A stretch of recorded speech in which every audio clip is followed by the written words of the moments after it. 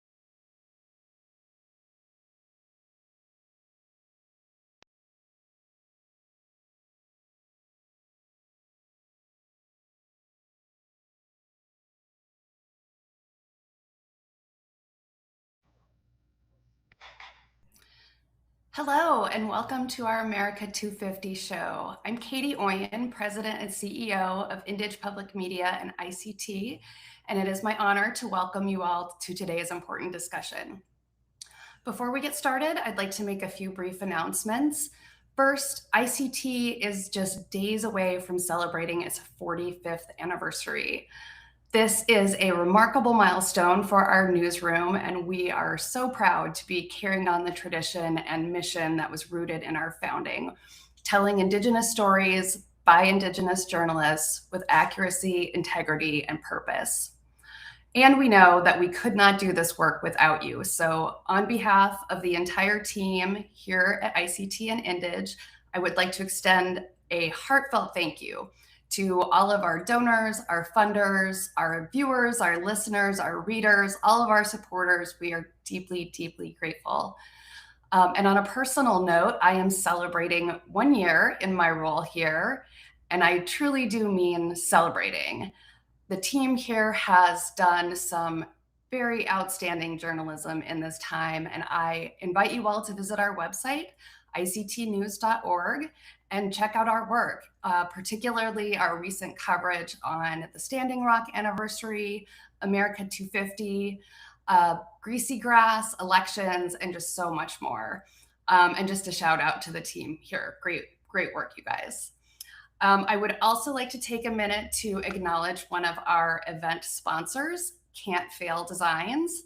Can't Fail is an Indigenous owned and operated family business based in Phoenix. They specialize in custom or in screen printing and custom ribbon skirts, and they created these amazing limited edition t-shirts for this event. I've got one on, and I'd like to display one here. We'll be talking more about this, the significance of the phrase merciless Indian savages during our panel discussion. But just a big thanks to Can't Fail. Please visit them on their website, can'tfaildesigns.com. We'll drop a link in the chat. And just a friendly reminder to buy Native, all support your local Native artists and entrepreneurs. And finally, a few quick housekeeping items.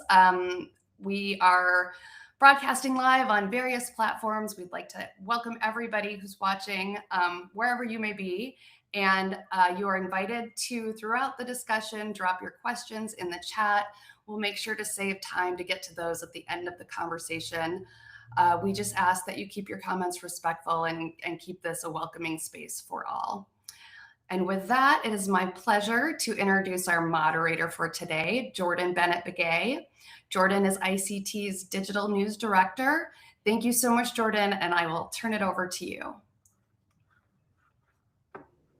Thank you so much for that, Katie. Yat everyone, She'e Jordan Bennett Begay she Kia Ani she Majiki Bashichi Nakaidana Dasache Oze Tachini Dashanella. I'm again the news director of Digital ICT. I'm based in Washington, D.C., but today I'm talking to you from my homelands on the Navajo Nation in New Mexico. Go 505. But I wanted to thank you all for being here today. I'm really excited for today's conversation. And before I introduce our panelists, I wanted to note to our audience, which you guys already found in the chat, we will have a Q&A from our audience after the panels. And so during the conversation, just put in your question in the chat and we'll try our best to get to them. And now to introduce our panelists, I'm joined today by 3 experts, and I'll introduce them one by one here. The first is Siadam Edmo. Siadam is the executive director of Seeding Justice, a nonprofit based in Portland, Oregon, that builds collective power by transforming philanthropy and funding movements in pursuit of justice and liberation. She previously served as Sovereignty Program Director at Western State Center, where she convened the coalition behind Oregon's tribal history and shared history legislation, establishing Indigenous history education in K-12 schools. She is an American Leadership Forum Senior Fellow, and her ancestors are from Celio. I hope I pronounced that right. Celio, there you go. One of the oldest known settlements in the West. So thanks for being with us, Siadam.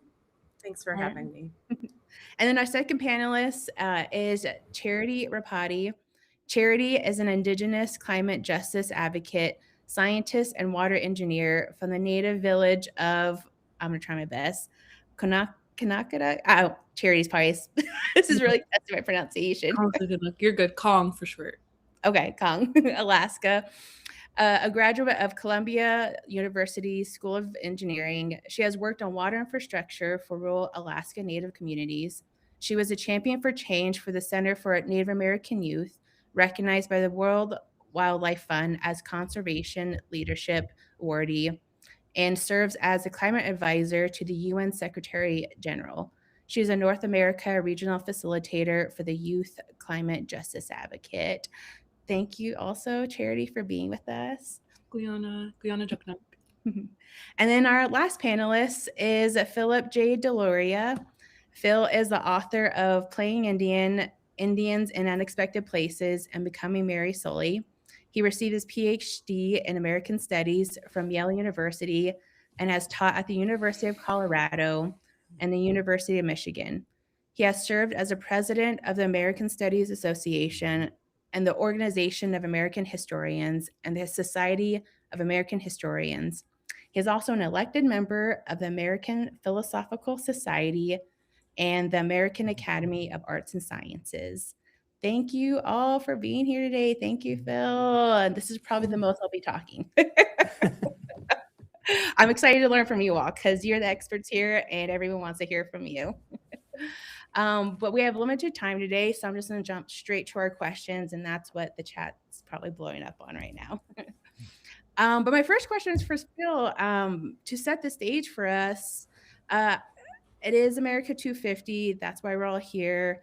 Can you tell our audience about the phrase Merciless Indian Savages, where it comes from, what it means? I know you touched on it a bit in our show a couple of weeks ago, a few weeks ago, but I think not a lot of people saw that. So Yeah, happy to. And apologies for, I'm in the middle of moving and I'm actually driving through Haudenosaunee territory right now. And my t-shirt is packed in a bag. Otherwise I would be wearing it with the rest of you.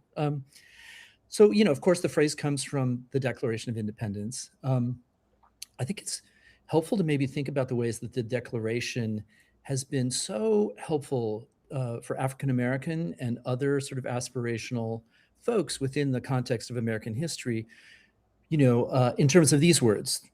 We hold these truths to be self-evident that all men are created equal. They are endowed by their creator with certain unalienable rights. Among these are life, liberty, and the pursuit of happiness. These words have allowed many, many people to stake a claim on the United States. For Native people, I think perhaps the more important document is actually the Constitution, in which Native people actually do show up in concrete, tangible terms, being written into the Constitution in order to be written out of the Constitution because of sovereignty, right? Because of separate Native nationhood.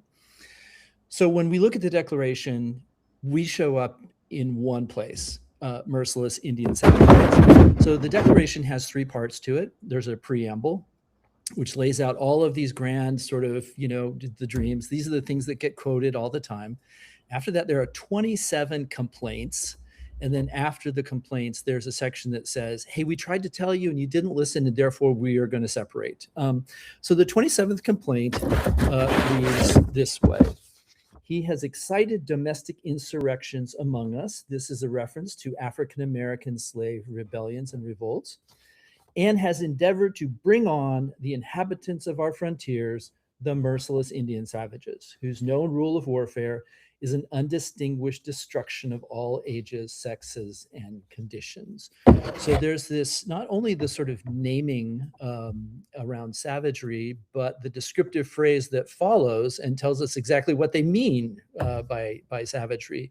And in this case, it's about warfare, and it's about a sort of unrelenting warfare.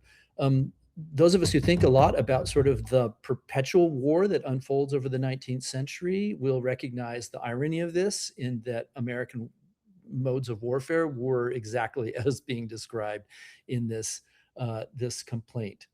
I would say maybe two or three other quick things. One is that, this notion about how is it that Indians are framed in this terrible, kind of way.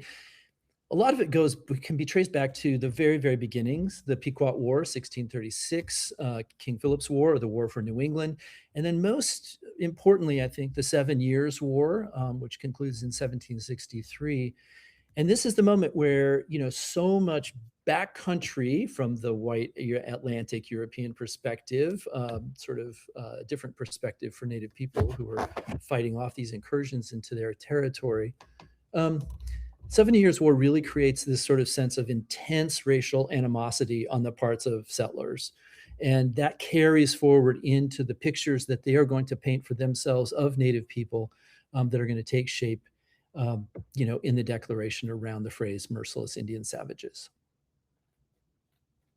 Oh, that's an incredible history. And I don't know if a lot of our audience even knew that. I don't know if Seattle or Charity, if you learned something new in that. I know I did. No, thanks for that, Phil. And again, like much of this country views America 250 as a celebration of the founding of this country and the ideals of like freedom and democracy. But as Indigenous people, I mean, can each of you talk a little bit about what this moment means to you? I mean, Phil, if you want to go first, since you're already. Sure. I mean, I think this document gives us these utopian words, these aspirational words, which Americans have long, used to define themselves, as a nation, as a country. The words we know were not true in the ways that they were articulated. Equal rights, these kinds of things. Jefferson, who was the main author of the Declaration, didn't really believe that when it came to Native people, when it came to enslaved African American people. So at this moment, right, we end up, I think, 250 thinking that we're at a moment of crisis for the United States, right? Can that sort of early vision, hold?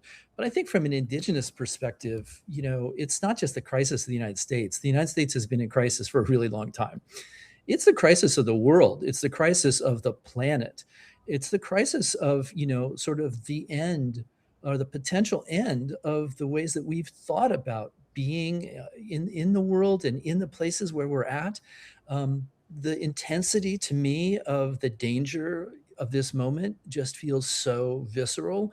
And in some ways, it sort of overwrites the kind of 250 America part. It feels like a much more existential kind of crisis to me. Okay. How about you, see, Autumn? What are your thoughts? What does this moment mean to you? Yeah, thanks. Honestly, I haven't been thinking about it a lot, which is really curious. I was born in 1976, so on the 200th, right in the middle of our self-determination era, and we're in a very different era right now as Indian people. And the way that I'm thinking about it, from my background as a community organizer, now turned philanthropist, but still loving community organizing, and born in an era where I think Indian people were really, the wind was at our backs for quite some time there in the 1970s and 80s. And now I'm thinking about, lessons from my ancestors who always said things like our words are our prayers, whether they're in formal documents or the words that we share with one another. These are our prayers for the kinds of futures we want to create for future generations. And to be thought of in this way as merciless Indian savage, to be characterized in that way, I think set a course for the United States, where we were at these opposite dichotomous kind of ends of one another as enemies. It set up something for us. And I find myself really wondering about how do we move forward with a multiracial democracy? How do we make this transformation happen in this era? And what kind of support do we need? And how does a multiracial democracy include tribal nations, include sovereignty? I think we haven't answered those really fundamental questions yet. And so I find myself in a place where I have a lot of questions that are unanswered. And I do think at times like this, turning inward, and, I'm a Star Wars fan too. So I'm always thinking about not just like fighting what we disagree with and what we don't like, but really protecting what we love. A lot of parallels with Star Wars in this moment, honestly. No, thank you for that. What about you, Charity? What does this moment mean to you? Thank you, Jordan, for that. I think for me, especially with that phrase, America 250, right? I think there's an opportunity here to tell a much more fuller, but also a more honest story about how this country, how this nation came to be. And as an Alaskan Native woman, as a Yupik woman, but also as a Samoan woman as well, where my dad came from, the island of Samoa, which was also colonized by the United States. Our history as Indigenous peoples on this land didn't just begin 250 years ago. It stretches back thousands of years. And I think this isn't just an isolated story. This is the story of all of our tribal nations across the country. We've always had our own systems of governance, of laws, diplomacy, even engineering, and also these relationships with the land. And so I think there's a lot of conversation about, especially with this anniversary, about looking back, what can we learn from about this history, but it's also asking, whose stories have been remembered and whose have been erased. And I think this is a clear indication that much of our story as Indigenous peoples has been erased, and that's very intentional. And so I hope that with America 250, with all of these quote unquote celebrations that we're seeing happening across the country, I hope this also becomes a moment of truth telling, of healing that is so needed in this country, but also recognizing that Indigenous peoples aren't just relics of the past. And I think something that we talk a lot about, especially amidst this youth climate justice movement, not only here in this country, but across the world, is that I think many people are looking for answers. We're seeing human rights being infringed on. We're seeing children, families being torn apart. And my answer to all of those things, to that fear, that uncertainty that we're seeing, is that people need to look no further than to our tribes, our Indigenous peoples, because we have survived worse and we have the solutions to what's happening right now. I mean, just a week and a half ago, I was in conversation with some folks from the Blackfeet tribe. And they were telling me, and we were on a panel, it was my first time moderating a conversation. And so we were there for a reclamation day with an organization called the Black Liberation and Indigenous Solidarity Collective. Even that organization within itself, that's powerful. And during that conversation, we were talking about how this tribe came together and they revitalized a population of buffalo, of Ini, at a time where millions of buffalo were decimated, and they're still there, and the buffalo populations are thriving now because of the tribe, but also because of Indigenous land stewardship. And there's many stories like this. So I also want this to be a conversation of hope, because Indigenous peoples have always held the line, and Indigenous youth have always held the line when it comes to solving the multiple crises that we're seeing throughout this world. So I also have a lot of hope, even in this conversation, and even when we talk about what America 250 means. Oh, that's incredible. And I think even like you said it here, I mean, the conversations of hope, and whether that's on TikToks or panels or journalism or videos, I think that's, very important to changing the narrative overall that started with the Constitution, which is, its own form of media. Phil, I was curious. So what do you think? This is a big question.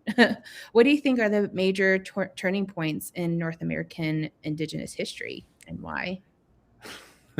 That's a huge question. Exactly. I thought it's a big one. Yeah, I teach a whole course on that. Actually, I mean, well, okay, so I think there's an American piece of this that's important to note, right? And the Constitution is one part of it. The 3/5 clause, which sort of says, Indians not taxed, is a way of kind of writing Indians out of the American structure. The Commerce Clause, these other things. And then there's 3 pieces of legislation: the Land Ordinance, the Northwest Ordinance, which is the American imperial colonial structure, the Trade and Intercourse Act. These things together really set the structure for American imperialism, and then set up the structure through which native land dispossession is going to happen, over the course of the next century. So there's one piece of it.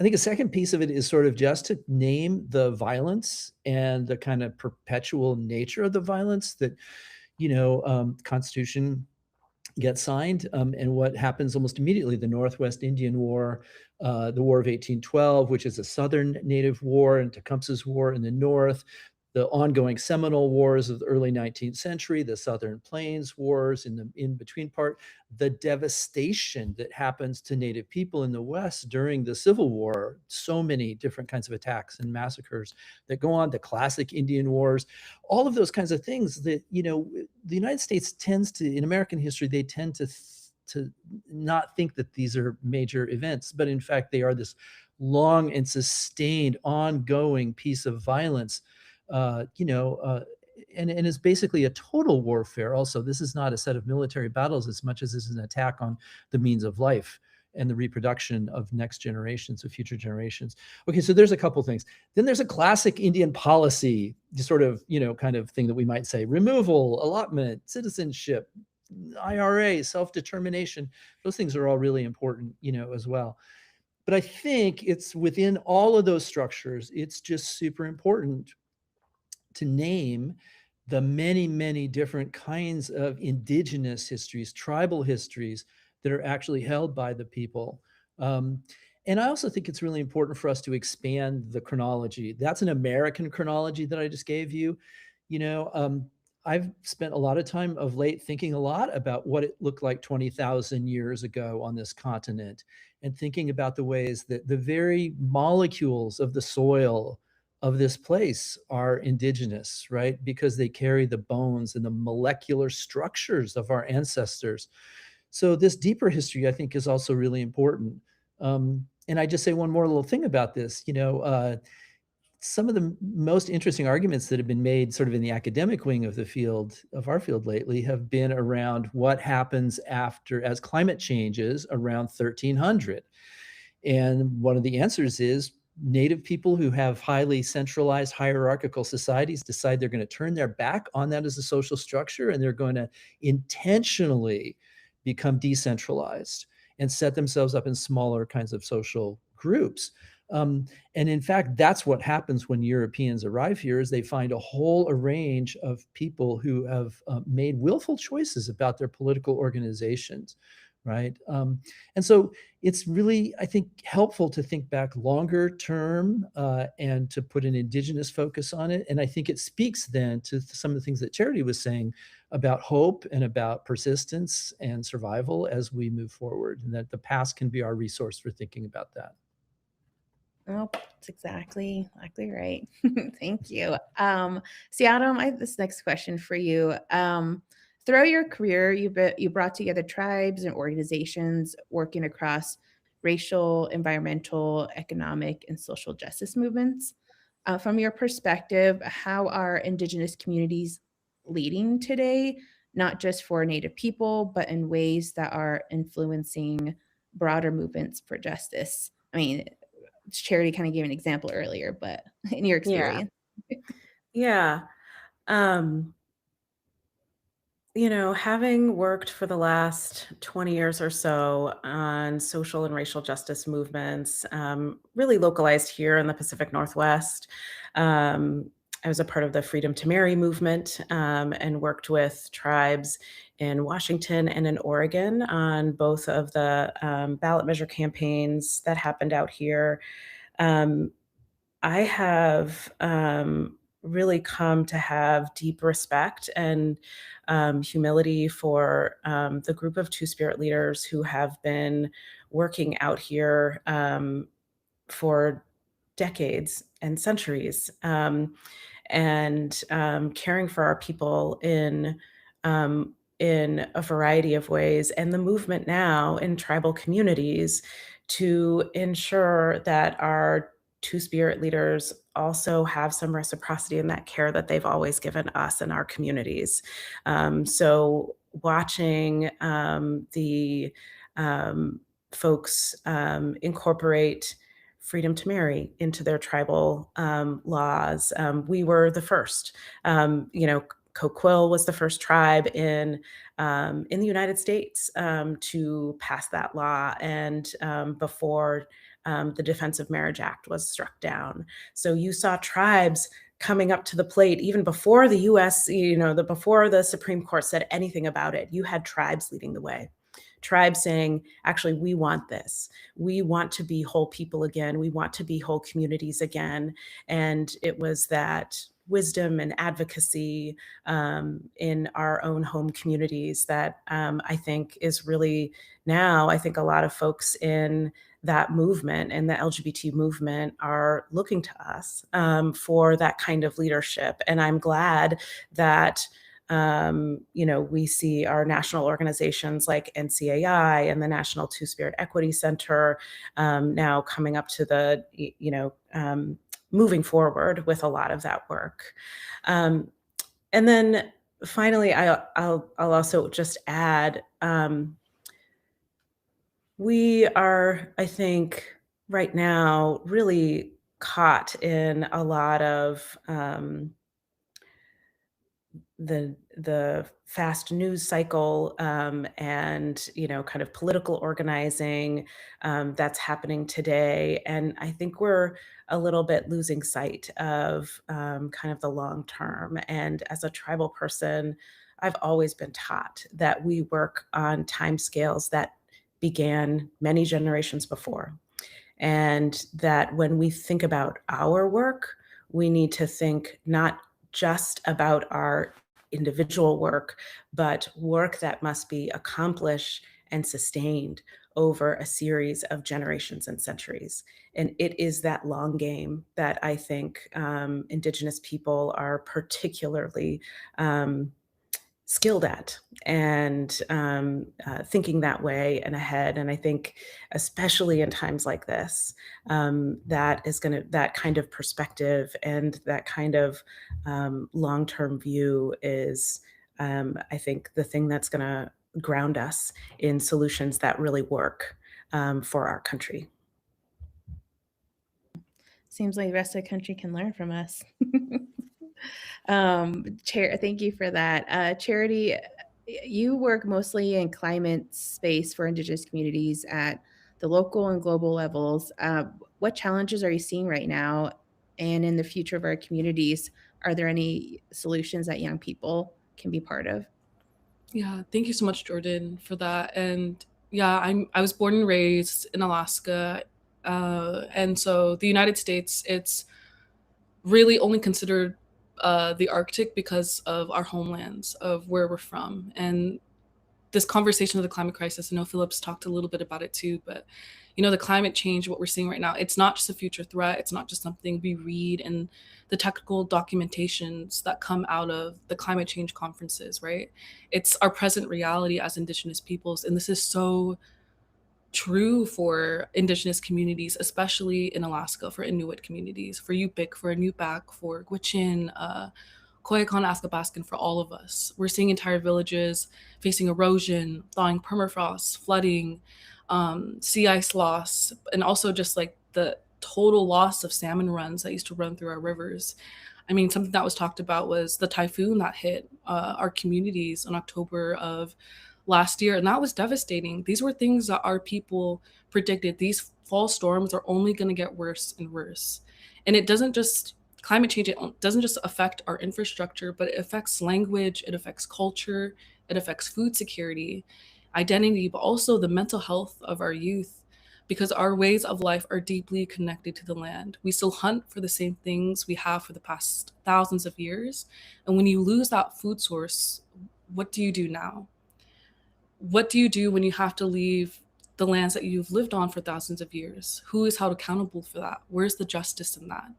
And so at the global level, in these UN spaces and in the UNFCCC, which stands for the United Nations Forum on Climate Change Spaces, I see indigenous youth, not only from the Arctic, but also from the Amazon, the Pacific Islands, the Andes, Africa, everywhere and beyond, tell these same stories, but in different regions. Climate change is very much a human rights issue. And it's very daunting, right? But I do want to say one incredible thing that I saw this past year was this first conference on transitioning away from fossil fuels, which happened in Santa Marta, Colombia. It was one of the first conferences where I've seen where we really named the cause of this crisis, right? It's carbon emissions, it's fossil fuels. And you know who's leading that work at the grassroots level, at the civil society organization level, at the communal level? It's that of youth, but it's that particularly of Indigenous youth, not only from the North American region, but Indigenous youth who have created a collective across all 7 regions across the world to ensure that we're naming what the root cause of this crisis is and ensuring that folks, countries, even companies are held accountable for what realities that we are seeing in our homelands, and something that we've seen in our communities in Alaska. I think young Indigenous peoples are some of the most innovative folks we have today. We have the most innovative solutions, right? And when we talk about are there any solutions, that young people can be a part of, I think our young people across the country are creating those solutions. And I think many people look towards us for hope, right? I love that. It's good. It's needed, right? But we also have to really invest in those solutions in that long-term work. And so I also want to take some time to also highlight some work of like my friends and colleagues. Jasmine Lee Vent is an incredible Koyukon and Inupiaq Alaska Native youth who is leading a campaign against the construction of Ambler Road, which the US government is pushing to build it in Northwest Alaska. There's devastating effects to that. And because of her effort, the effort of her tribe, they were able to gather and campaign, and 88 Alaska Native tribes opposed the construction of that Ambler Road. That's just one campaign, one example of what Indigenous youth are doing in our country. And so when we invest in solutions like that, we could see what I was talking about earlier about how not just Indigenous peoples, but especially the work of Indigenous youth, they're really holding the line about what we allow on our lands and what we want to give our free, prior, and informed consent to, right? At the end of the day, these are places that we live on, and many of our youth are saying no to extraction. That's powerful, because when you hold the line like that, I think it really inspires not just tribal leaders, but leaders around the world to really follow the commitments that they made when they signed on to the COPs, right? COP 31 is going to be held in Turkey next year.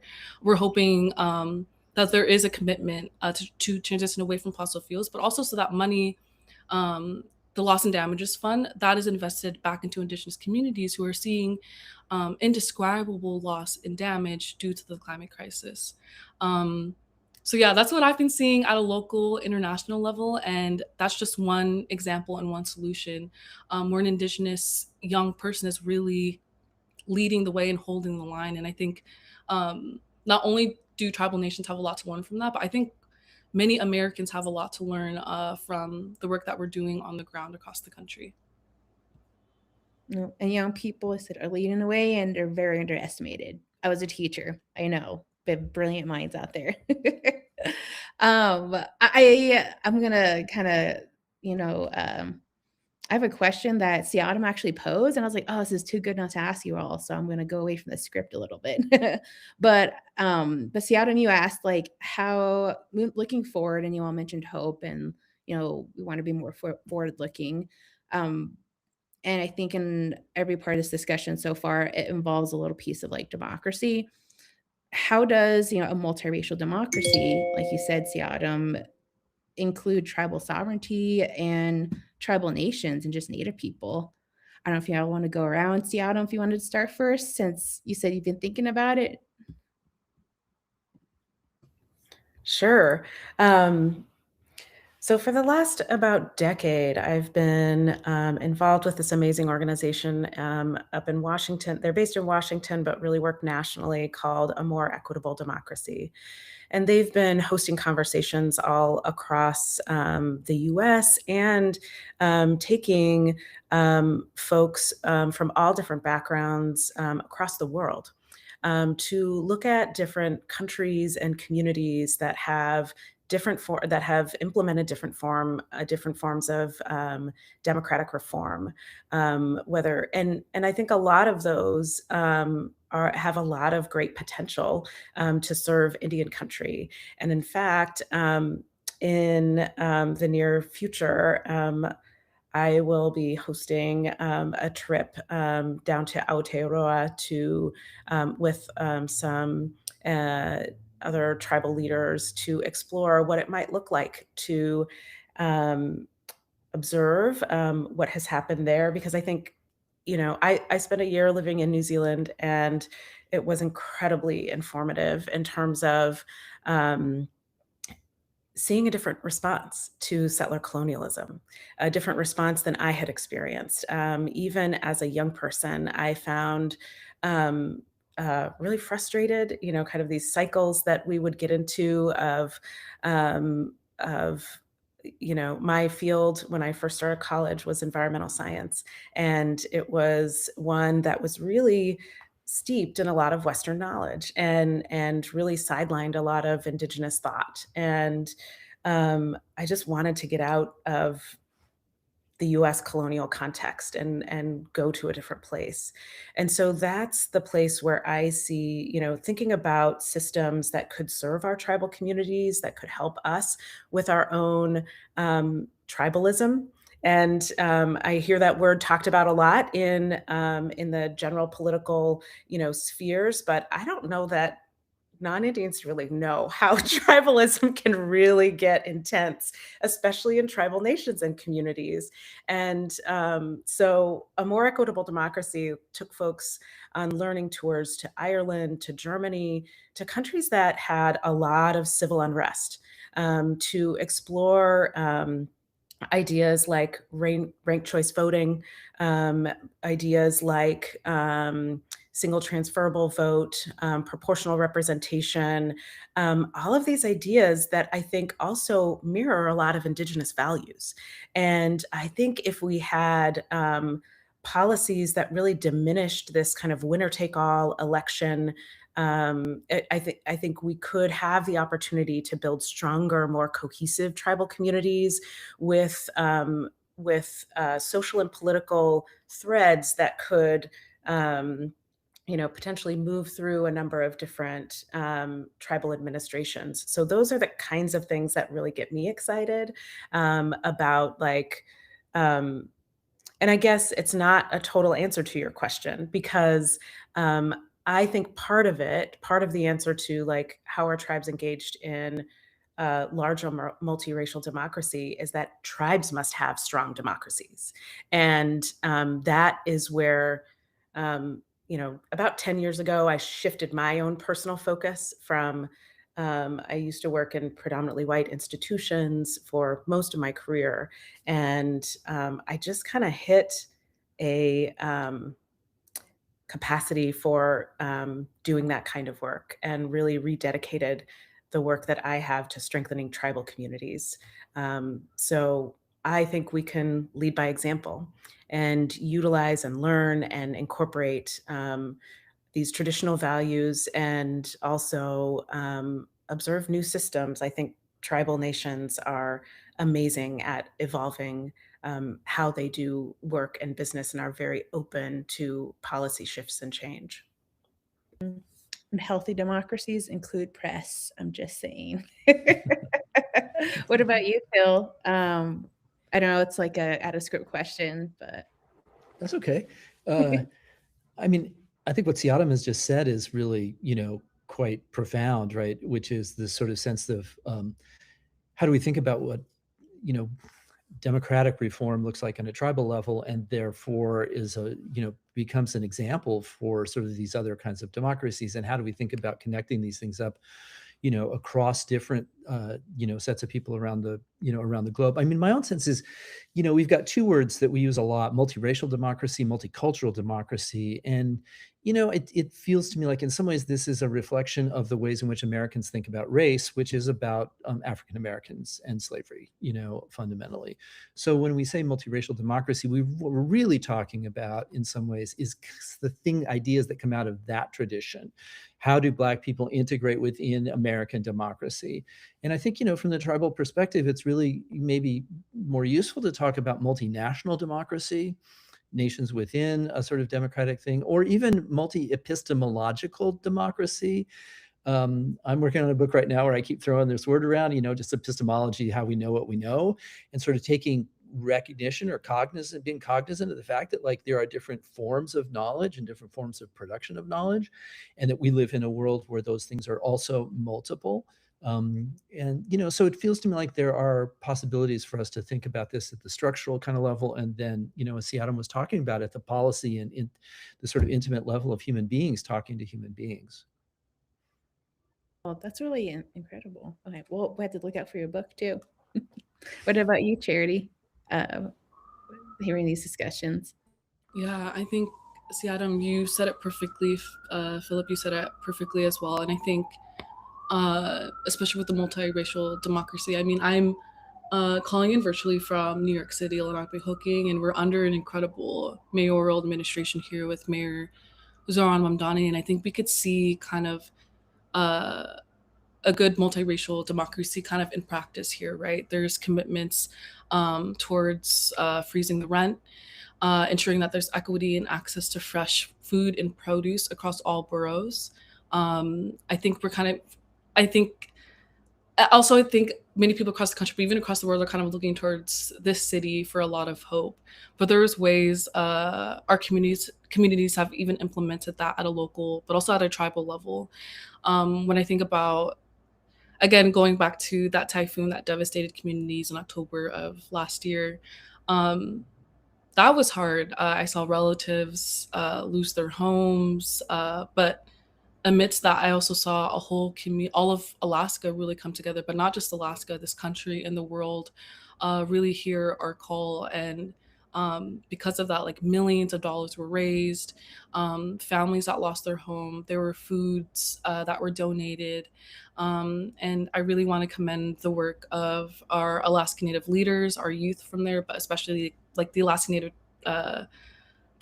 Heritage Center. And a lot of this work is led by our women. So I also want to ensure that when we're, having this conversation of, multiracial democracy, and I kind of also view it as like Indigenous futurisms, right? And I think this is something we're going to talk about later on in this discussion, but really reimagining what our future looks like when we have everything we need to thrive.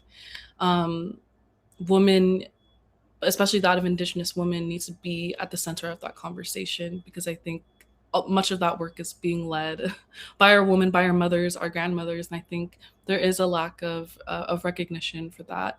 But yeah, New York City, a great example for that, right? All of those good things in practice, and it's an exciting time to be here, and I think our tribal nations are also practicing that as well.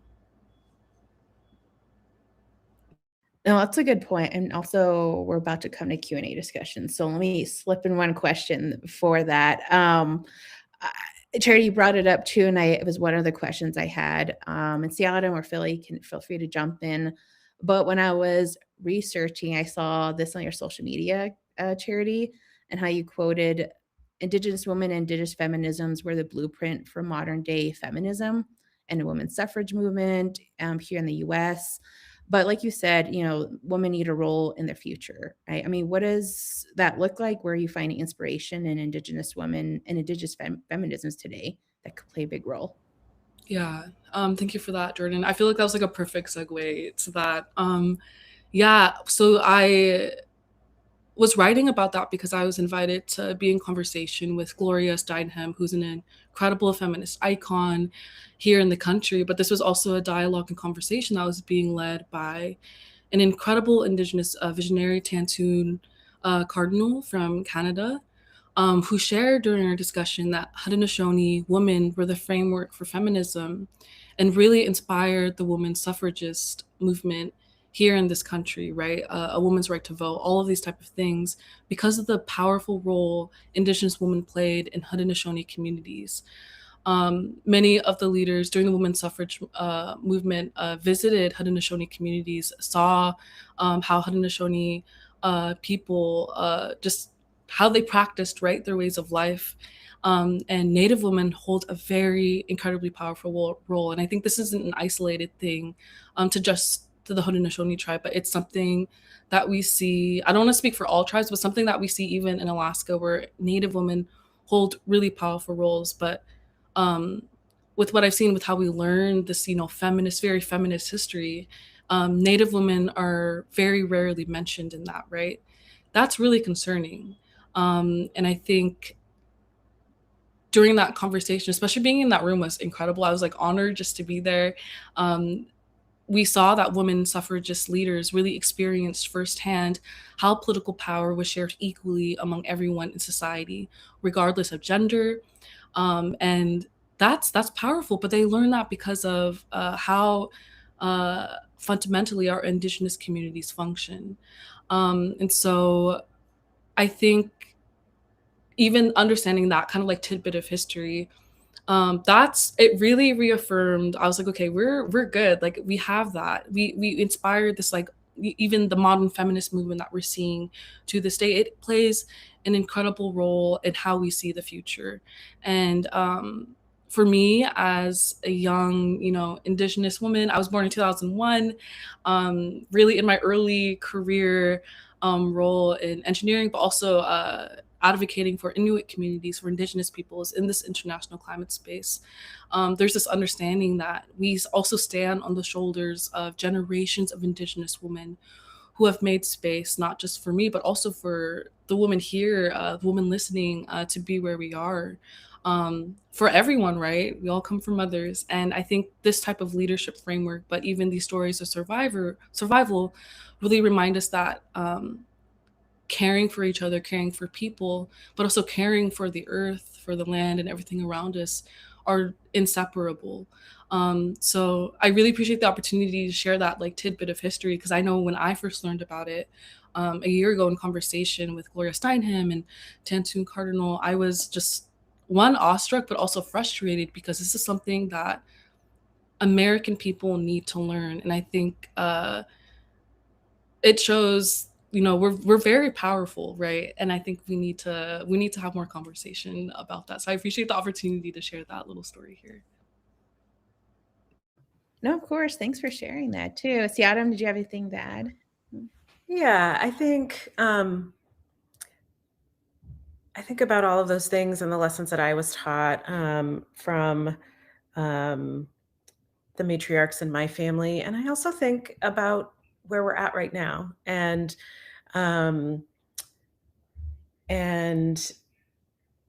it has. I think we need to think about and wrestle and reckon with Indian identity and the role that women, in particular, people with uteruses, have played or are forced to play in the maintenance of things like blood quantum. And I absolutely think as tribes, we will self-determine our own futures. But will it be one of demise, or will it be one of thriving? And I think we need to look seriously and long and hard at how we as tribal nations may have set up systems that make us complicit in the rise of missing and murdered Indigenous people. If we primarily value people who have uteruses for our ability to reproduce the next generation of tribally enrollable people, we're not truly valuing those people. And I think we need to think long and hard about the definition of family. I think we need to think long and hard about what it means to build and how that rolls up to building healthy communities and healthy nations. Oh, you said it. You said it. But okay, I have a question from the Q&A, because I realize we only have 10 minutes left, maybe less than that. So somebody asked, what are we doing to reclaim the phrase merciless Indian savages? I mean, we're in t-shirts, but I feel Adam, which one of you gotta go? Adam? I love it. I embrace it. I wear it with pride. I'm merciless for my community. I'm merciless for love. I am merciless for Yeah, what are you merciless for? Like, I absolutely like, I'll take gloves off, I'll take earrings off, for all of that. Might keep my rings on though. Just kidding. What about you, Phil? What do you? How are you reclaiming that phrase? Yeah, I think Siadam has said it best. I mean, whenever you're handed this sort of piece of cultural stuff, you can do all kinds of things with it, like make a cool T-shirt, and and in doing that, and in performing and embodying these kinds of things, you turn the meaning of the language around, right? And by inhabiting it yourself, right? As Siadam said, the merciless. What am I merciless for? Let me tell you what I'm merciless for, right? So I think these are all the ways in which we can think about this. For the most part, we haven't really had to think about this that much, because who pays that much attention to the Declaration of Independence and to the 27th complaint except us. But I think we've always looked at it in terms of, or oftentimes looked at it in terms of an ironic kind of moment. And irony, I think, is central to all sorts of survival and resistance kinds of practices. And, so yeah, there we are. What about you, Charity? Any thoughts? Yeah, I love this. I like the what are we merciless for? I'm gonna take that. It's beautiful and share that with my community at home. I think, yeah, there's one. I think about the incredible land back movement that's happening, the co-management of Bears Ears National Monument, um, which was an initiative led by our very own like Deb Holland. I think of stuff like that, but I also think about the revitalization of our languages. And obviously we understand the mechanisms that were set in place to really diminish our people across the country. But even in Alaska, we have Yupik immersion schools. The second most spoken language in the state of Alaska is Yupik. That's powerful. That is incredibly powerful, followed after English. um, those are ways that we're being merciless, right? The Cherokee Nation also operates language immersion schools. The language immersion thing is so powerful because we're reclaiming something that was meant to just be eradicated, right? We're seeing Indigenous representation in government. We're seeing incredible runs right now. Deb Pollard for governor in New Mexico, Peggy Flanagan as well, who's running as well. And then we're also seeing Indigenous youth on the ground leading climate action, whether it's advising the United Nations or really working in the United Nations Forum on Indigenous Issues to ensure that our rights as Indigenous peoples are upheld. And that's work being led by our youth and by our Indigenous youth. I think those are ways that I'm seeing our people really be merciless. And then there's this whole other avenue of like also what we're seeing in the film, in the literature, but also even in the media, even ICT, the work that Jordan you're doing. That's a way that we're reclaiming this digital space as well, right? That's being merciless. That's powerful. We're seeing our very own Lily Gladstone, who created this incredible film specifically on Eni, on the revitalization of the buffalo population. We're seeing incredible writers like Robin Wall Kimmer and Tommy Orange, who've really reshaped this country's, but also the world's public understanding of Native American life through this literature. And even Philip Deloria, like all of your stuff. When being here really means a lot to me, because I remember going in undergrad at Columbia, we read all of your literature. So even the work that Philip Deloria is doing. So those are ways that we're all being merciless, right? That would be my answer to that. Yes. No, that's incredible. That's incredible. Okay, I think this might be for Phil, trying to squeeze in time. But somebody was saying how I'm curious if we should be thinking about, oh my gosh, it keeps like going. It keeps flipping up. I'm looking at the chat. I'm curious if we should be thinking about the era of the Articles of Confederation as part of the America 250 assessment, especially as states like Oklahoma push for stronger state sovereignty. Yeah, I think it's a great question. The reason there's a constitution is because the Articles of Confederation were so weak, and they were so weak because these colonies were so crazy different from each other. So when we think about sort of the, Haudenosaunee model that comes to Benjamin Franklin in 1754 at the Albany Congress, where, Haudenosaunee leaders are saying, you should think about kind of confederating and coming together. Franklin actually takes that as part of a sort of mission for thinking about it. it's really hard for them to make it happen because they spend so much time fighting with each other. And you can see the move from the Articles of Confederation to the Constitution itself, which tries to establish a more central structure, to the very first political fights and the very first political parties, which are about exactly the same question: diffusion of these kinds of things or a big, strong central government. So the United States is working out this problem, and it's doing it in relation to and watching Native nations, at the same time.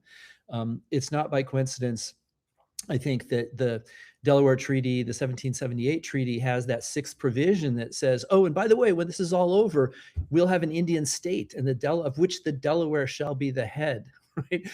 That tells you how crazy the sense of those colonies were, that somebody could imagine, and I think it was a Delaware, a Lenape person, could imagine an Indian state within the Confederation structure, right? I mean, this tells us that world was more complicated and more open, than it is, or than we oftentimes imagine it being.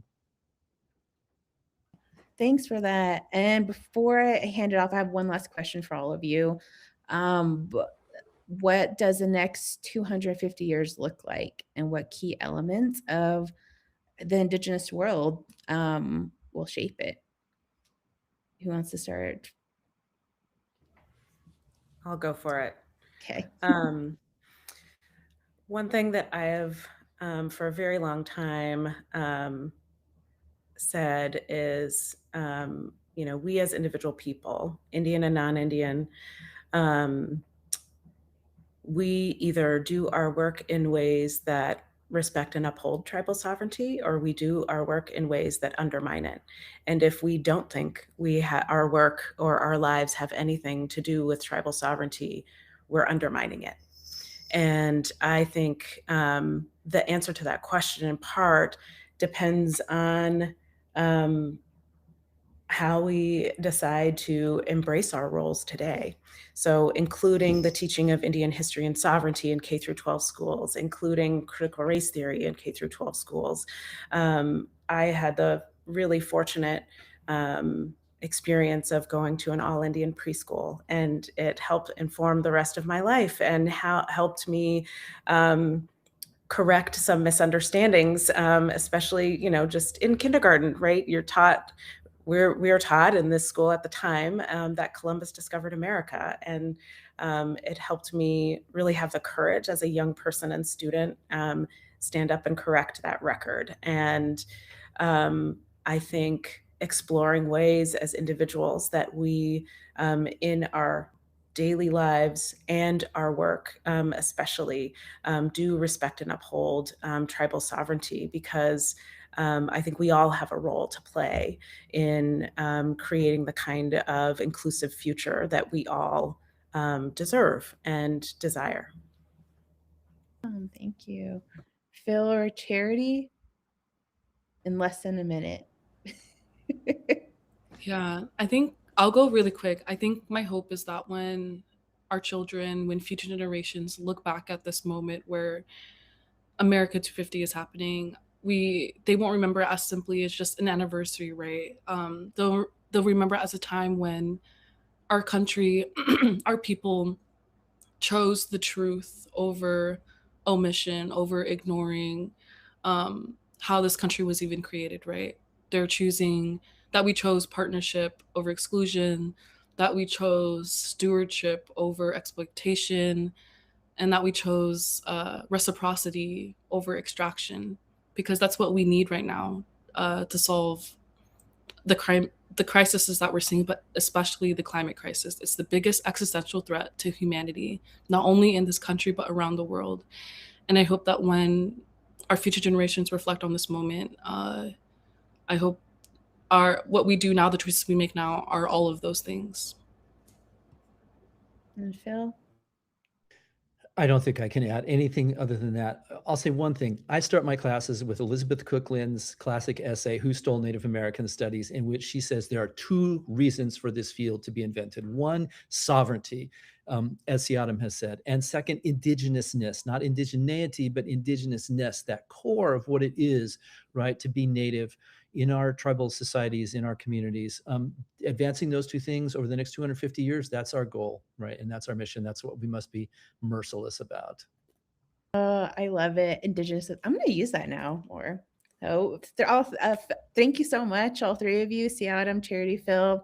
I really appreciate your time and energy to be here with us. And our viewers, thank you so much for tuning in. And I'm going to pass it now back to our CEO, Katie Oyen, for closing remarks. Thank you so much, Jordan, Siadam, and Charity, and Phil. That was just such an informative and inspiring conversation, too. A lot of hope in there. I really appreciate it.